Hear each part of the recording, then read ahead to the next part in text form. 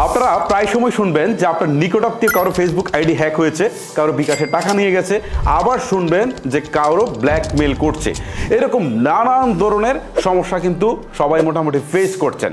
মূলত আপনাদের cyber security সম্পর্কে জ্ঞান না থাকার কারণেই এক শ্রেণীর লোক আপনাদের এই সুবিধাটা নিতে পারছে। সো আপনি যদি সোশ্যাল মিডিয়া অর্থাৎ ফেসবুক, ইউটিউব, ইনস্টাগ্রাম বা হোয়াটসঅ্যাপ ব্যবহার করে থাকেন তাহলে সাইবার সিকিউরিটি সম্পর্কে জানা অনেক বেশি গুরুত্বপূর্ণ। চলুন তাহলে আজকের ভিডিওতে সাইবার সিকিউরিটি নিয়ে আলোচনা করা যাক। নাম্বার ওয়ানে যে বিষয়টা নিয়ে কথা বলবো সেটা কিন্তু অনেক বেশি ইম্পর্টেন্ট। সেটা হচ্ছে সোশ্যাল ইঞ্জিনিয়ারিং বা ফিশিং।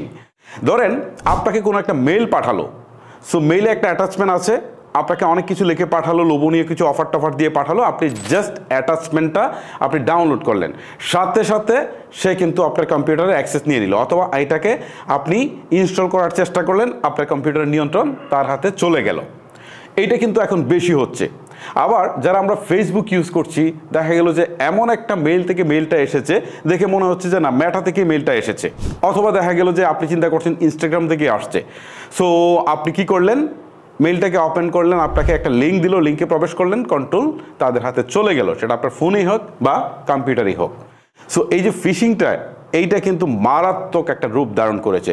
সো আপনার এখানে যদি কোনো মেইল আসে বা হোয়াটসঅ্যাপে যদি কোনো মেসেজ আসে, কোনো নাম্বার থেকে হোক, যেখান থেকে হোক, আপনি জাস্ট এটাকে যাচাই করবেন যে সঠিক আছে কিনা।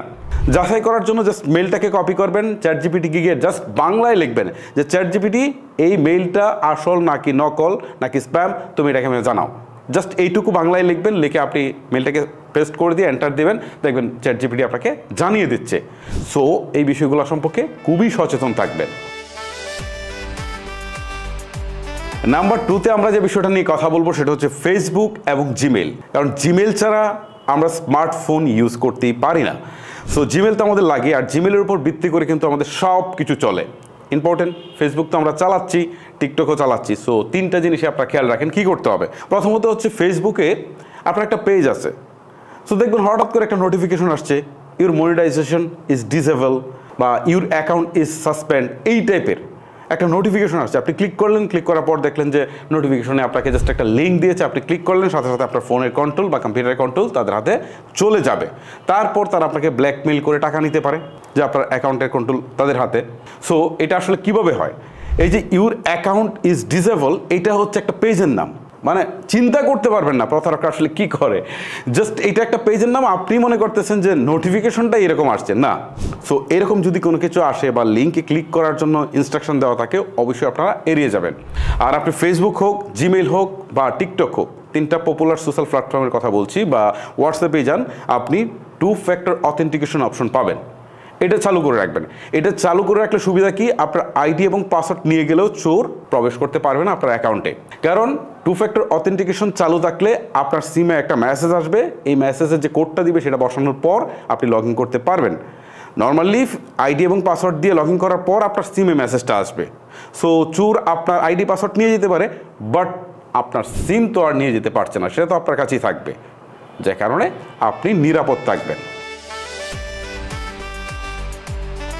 নাম্বার 3তে আমি আপনাদেরকে সাজেশন দিব যে আপনার যতগুলো অ্যাকাউন্ট আছে সবগুলোর পাসওয়ার্ডকে আপনি পরিবর্তন করে একটা স্ট্রং পাসওয়ার্ড দেন। আপনি যে পাসওয়ার্ডটা দিয়েছেন যেটা সহজে আপনি মনে রাখতে পারেন, যেমন আপনার নামের শেষে 1 2 3 4 দিয়েছেন, ফোন নাম্বারের 6টা ডিজিট দিয়েছেন আপনার নামের শেষে, এরকম সহজ কোনো আপনি পাসওয়ার্ড দিয়েছেন, বাট এইটা কিন্তু বের করা সহজ, হ্যাক করাও কিন্তু সহজ। আপনি স্ট্রং পাসওয়ার্ড দিবেন। স্ট্রং পাসওয়ার্ডটা মিনিমাম 8 ডিজিট, আর সেখানে প্রথমে কিছু ক্যাপিটাল লেটার দিবেন, কিছু স্মল লেটার দিবেন, কিছু সংখ্যা দিবেন, ঠিক আছে। তারপর আপনি বিভিন্ন চিহ্ন দিতে পারেন, যেমন @, দিতে পারেন, হ্যাশ দিতে পারেন, ঠিক আছে। এই টাইপের সাংস্কৃতিক বিভিন্ন চিহ্ন দিয়ে মিনিমাম 8 ডিজিটের একটা পাসওয়ার্ড দিবেন, তাহলে দেখবেন যে আপনার কোনো আইডি সহজে হ্যাক করতে পারছে না। আপনার উইন্ডোজ কম্পিউটারই হোক বা অ্যান্ড্রয়েড ফোনই হোক বা আইফোনই হোক, আপনি নিয়মিত আপডেট দিবেন। অনেকেই মনে করেন যে আপডেট দিলে ফোনের প্রবলেম হয় না, আপডেট মূলত অনেকগুলো কারণে আসে।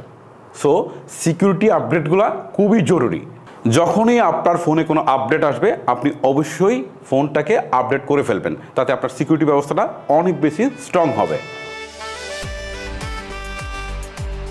তারপরে যে বিষয়টা নিয়ে কথা বলবো সেটা হচ্ছে যে আপনি ক্র্যাক সফটওয়্যার ডাউনলোড করে ইউজ করবেন কিনা। ক্র্যাক সফটওয়্যারে কিন্তু ঝামেলা আছে, যারা এই ক্র্যাকটা মূলত করছে তারা যদি চিন্তা করে যে না আপনার কম্পিউটার বা মোবাইলের কন্ট্রোলটা তাদের হাতে নিবে, তাহলে কিন্তু কিছু করার থাকে না আপনার। সো আপনি চেষ্টা করবেন অরিজিনাল লাইসেন্সযুক্ত সফটওয়্যারগুলো ইউজ করার জন্য। সো ক্র্যাক কিনলে আপনার একটা ঝুঁকি থাকবে, এটা কিন্তু আপনাকে মাথায় রাখতে হবে। আবার কিছু কিছু অ্যাপস আছে যেগুলো প্লে স্টোরে পাওয়া যায় না বা অ্যাপ স্টোরে পাওয়া যায় না, আপনারা চেষ্টা করেন বাইরে থেকে এগুলা ইনস্টল করার জন্য। এগুলো কিন্তু রিস্কি। যে অ্যাপসগুলো বেসিক্যালি অ্যাপ স্টোরে অনুমোদন দিচ্ছে না, মনে রাখতে হবে যেটা কোনো একটা ঝামেলা আছে, যে কারণে এটা বাইরে থেকে ইনস্টল করতে বলা হচ্ছে। কিছু কিছু জিনিস আছে যদিও হচ্ছে কমিউনিটি গাইডলাইন্সের বাইরের কারণে আসলে তারা অনুমতি দেয় না, বাট ম্যাক্সিমামই হচ্ছে তাদের হচ্ছে কোনো একটা প্রবলেম ধরা পড়ার কারণে হয়তো এটা হতে পারে। এই ক্ষেত্রে আপনারা আননোন সোর্স থেকে চেষ্টা করবেন যে অ্যাপসগুলো যাতে ইনস্টল না করেন। আর একটা বিষয় হচ্ছে আপনারা অ্যাপ স্টোর থেকে রেগুলার চেক করবেন যে আপনার কোনো ভাইরাস আছে কি না আপনার ফোনে, বা আপনি যে অ্যাপসগুলো চালাচ্ছেন সেইগুলোর মধ্যে আসলে কোনোটাতে কোনো প্রবলেম আছে কি না। ঠিক আছে, এটা কিন্তু আপনারা প্লে স্টোর থেকে চেক করতে পারবেন। এইটা চেকটা আপনারা রেগুলার করবেন। আর একটা জিনিস মাথায় রাখবেন যে অপ্রয়োজনীয় যেসব অ্যাপ আপনি ইনস্টল করেই ফেলেছেন সেগুলোকে আনইনস্টল করে দিতে। ঠিক আছে, অনেকেই দেখবেন যে সুন্দর সুন্দর ভিডিও দিচ্ছে যে এইটা দিয়ে আপনি ওই করে ফেলেন ওই করে ফেলেন। আপনি তো ভাই একেবারে আনন্দে আন্দোলিত হয়ে জাস্ট অ্যাপসটাকে ইনস্টল করে ফেলেন, কিন্তু এইটা যদি কোনো একটা স্ক্যামারের অ্যাপ হয় তাহলে কিন্তু আপনার ক্যামেরার কন্ট্রোল, আপনার মাইক্রোফোনের কন্ট্রোল, আপনার গ্যালারি কন্ট্রোল সব তাদের হাতে থাকবে, রিস্কে থাকবেন। সো যে কোনো ভিডিও দেখেই হুটহাট করে আপনি কোনো অ্যাপ্লিকেশন বা কোনো অ্যাপস আপনার ফোনে ইনস্টল করবেন না, জাস্ট এটা মাথায় রাখেন। আমরা কিন্তু আরেকটা ভুল করি, হয়তোবা কোনো একটা বাইরের জায়গায় গিয়েছি, সেখানে ফ্রি ওয়াইফাই দিচ্ছে, জাস্ট আমি তো খুশি হয়ে গেলাম, ওকে ওয়াইফাই পাচ্ছি, ইচ্ছা মতো চালাই। বাট এটা এমনও হতে পারে যে এখানে একটা ফাঁদ আছে। সো এরকম যদি ওয়াইফাই যদি আপনি পান পাবলিকলি, তাহলে আপনি অবশ্যই এই ওয়াইফাইগুলো ইউজ করার চেষ্টা করবেন না। এখান থেকে হয়তোবা আপনার ফোনটা হ্যাক হতে পারে। আর যদি মনে করেন যে না একান্তই আমার দরকার আমি ইউজ করব, তাহলে VPN ইউজ করেন, তাহলে আপনার ডাটা সুরক্ষিত থাকবে। আর একটা বিষয় বলি যে আপনার বাসায় রাউটার আছে, ওকে।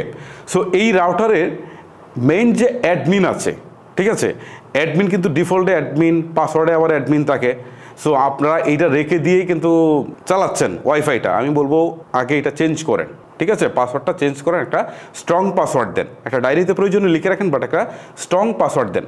আর আপনার রাউটারের সিকিউরিটি ব্যবস্থাটা কি সেটাও আপনাকে আগে চেক করতে হবে। যদি আপনার পুরাতন রাউটার হয় আমি বলবো চেঞ্জ করে লেটেস্ট যে রাউটারগুলো আছে সেগুলো নেন, যেমন যেগুলোতে WPST সিকিউরিটি রয়েছে সেগুলো নেন, তাহলে আপনার রাউটার থেকে ডাটা হ্যাক হওয়ার সম্ভাবনা খুব কম থাকে। দেখবেন যেসব ওয়েবসাইটের শুরুতেই HTTP দেওয়া রয়েছে, সো সেইগুলা ভিজিট না করতে চেষ্টা করবেন। আর যদি দেখেন HTTPS থাকে তাহলে সেগুলো আপনি ব্রাউজ করতে পারেন, এখানে খুব বেশি আপনার রিস্কের সম্ভাবনা নেই। আবার দেখবেন ওয়েবসাইট ব্যবহার করার সময় কোনো একটা ওয়েবসাইট দেখবেন হুটহাট করে একটা পপ আপ চলে আসছে, মানে পপ আপটা কোনোভাবেই যাচ্ছে না, আপনাকে ক্লিক করিয়েই ছাড়বে।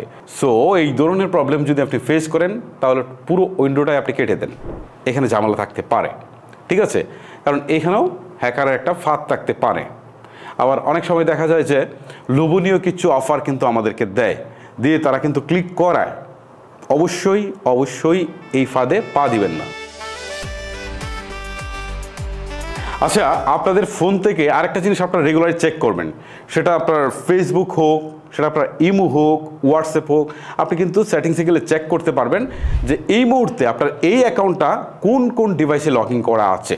জাস্ট এটা চেক করতে পারবেন। এটা চেক করে আপনি যদি দেখেন যে আপনার দুইটা ডিভাইসে লগ ইন করা আছে, দুইটাই শো করছে, ওকে ফাইন। যদি দেখেন যে থার্ড পার্টি কোনো একটা অ্যাকাউন্ট শো করছে, তখন বুঝবেন যে আপনি ছাড়াও আপনার ফোনটা অন্য কেউ চালাচ্ছে। তখন আপনি কি করবেন, সেটাকে রিমুভ করে দেবেন, আপনার একটা স্ট্রং পাসওয়ার্ড দিবেন এবং পাসওয়ার্ডটাকে চেঞ্জ করে ফেলবেন। এইভাবে আপনি আপনার ফোনটাকে সিকিউরিটি রাখবেন, পাশাপাশি হচ্ছে 2 ফ্যাক্টর অথেন্টিকেশনটা চালু করে দিবেন। বাই দ্য ওয়ে, ভিডিওটি শেষ করব তার আগে বলছি যে আমরা যেভাবে নর্মালি ভেবে থাকি যে কোনো একজন হ্যাকার কম্পিউটারে বসে বসে এরকম চেপে চেপে আমাদের হয়তো বা ফোন বা হচ্ছে কম্পিউটারের অ্যাক্সেস নিয়ে যাচ্ছে হ্যাকিং করে, বিষয়টা আসলে এরকম সহজ কিছু না মোটেও। মানে আমরা বা আমাদের অ্যাকাউন্টটা যে হ্যাক হচ্ছে বা তারা যে নিয়ে যাচ্ছে, বেসিক্যালি আমাদের কিছু ভুলের কারণেই সেটা তারা করার সাহস পায় বা সুযোগটা তারা কিন্তু পায়। এই ক্ষেত্রে আপনি যদি সচেতন থাকতে পারেন তাহলে আপনার কোনো অ্যাকাউন্ট ইহজীবনে কখনোই কেউ হ্যাক করতে পারবে না, বিষয়টা মাথায় রাখবেন। আর সচেতনতার জন্য এই ভিডিওটা আপনি আপনার ফেসবুকের টাইমলাইনে শেয়ার করে দেবেন। আজকের মতো আমি হিমেল বিদায় নিচ্ছি, দেখা হচ্ছে নতুন কোনো ভিডিওতে। আল্লাহ হাফেজ।